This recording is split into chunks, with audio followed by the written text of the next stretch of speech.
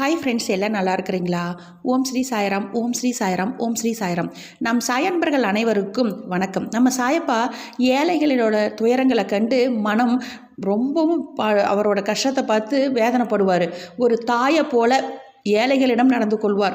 தொழுநோயில் இருக்கிற ஒரு தொழுநோய் இருக்குது இல்லைங்களா, அவங்களுக்கெல்லாம் மிகுந்த இரக்கம் கொண்டு நம்ம சாயப்பாவோட கையாலேயே அவங்க புண்களெல்லாம் கழுவி மருத்துவம் செய்வார்.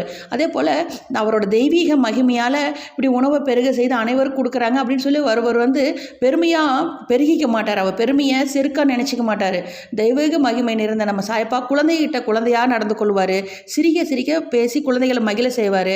சாயப்பாவுக்கு பஜனை பாடல் அதே போல் பக்தர்களுக்கு இந்த பஜனையையும் பாடலையும் பாடும்படி உற்சாகம் ஊட்டுவார். சில வேளையில் பாடல்களில் தக்கப்படி பாபா நடனமும் ஆடுவார்.